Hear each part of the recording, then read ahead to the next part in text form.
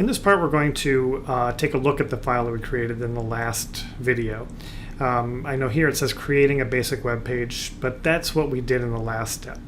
So what we're going to do here is upload this to a web server so we can take a look at it. Let's take a look at the format of the output from the last video. So the last, in the Potree converter step, we created these files. And unfortunately, you can't just double-click this HTML file that got created or anything in here and view the file. It needs to be on a web server to be able to view it. So one way to do that is to install a local server on your local computer and then load the HTML file into the local server. But here at Washington and Lee, we have set up a server for handling these. So this is going to be specific to our situation. So let's take a look at the files that we have in here. We have two sets of the same files as far as what needs to be on the web server. So the three files that are required for viewing are this octree.bin, the metadata.json, and the hierarchy.bin. When we selected create page, it also made a second copy that is related to the HTML file. So this lecture.html file refers to this point clouds folder and this libs folder. Let me explain what this is. In point clouds, you'll see that there's a folder called lecture, and in lecture are these same things that we see back to two levels up. So we see the same files. So and if we were just wanting to look at this one point cloud by itself, we would just upload all three of these, the lecture, the point clouds, and the libs folder, and put that on a web server, and it would work. But we have other point clouds in the server, so we already have a libs folder, and we already have a point clouds directory. So we need to just upload the lecture folder, and we need to upload the lecture HTML file. So let's bring up, and on campus you can do this just by mapping the appropriate drive. So we have our Potree data in this point cloud data on a server called mpotree, and we've been putting all the version 2 files in a subfolder called v20. So in v20, you'll see a number of these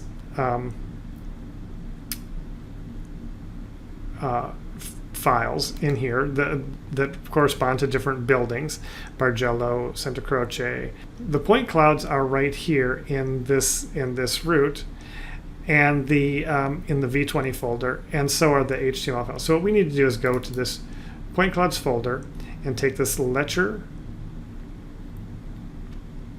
file and copy it into the root. And that'll take some time because that's about 10 gigabytes. And then we also need to go back to our main folder and upload the lecture.html. So we upload the HTML file to that same folder.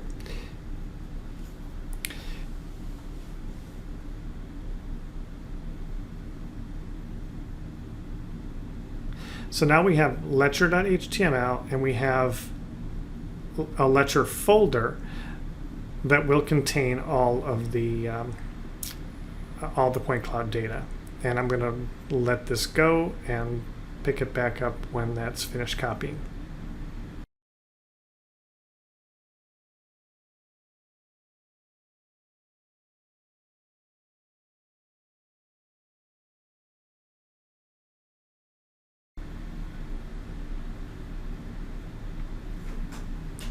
Okay, so that finished copying. It took about 10 minutes or so. And now we have the lecture.html and the lecture data in this v20 folder.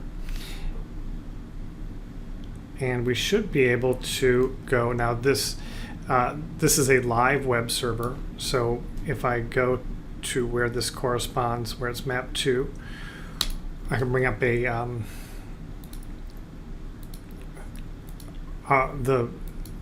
in a browser, bring up 3d.w.edu, which is where this is mapped, and v20 is the folder, and in here we can see lecture.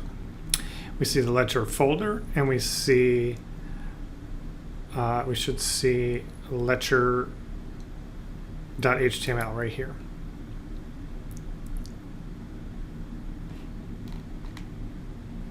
And if we click it, we don't see anything. And the reason is that it is by default going to a point cloud folder. So if we notice the structure of the files that got created, there's a point clouds folder and then a lecture folder inside of there. But on our web server, we have a different structure. We have the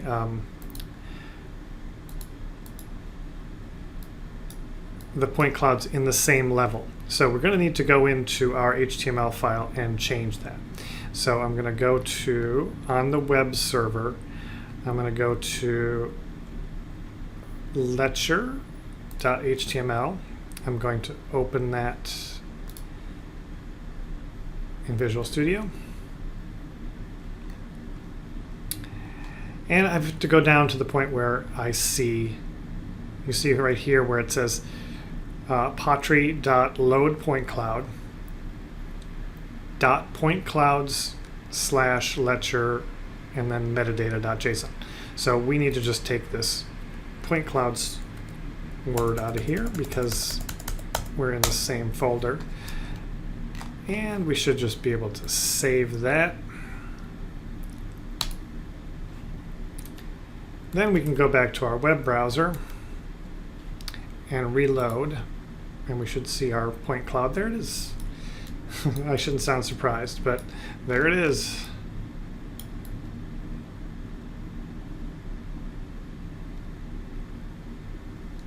And so this is the sort of the default settings, and we can set some other defaults. By default, it has a low point budget and it makes some settings here that we can control this, and we'll cover that in a later video. But you can make this look better by ramping up the point budget and doing some other things using high quality. And there we go. We can go right into our basement here.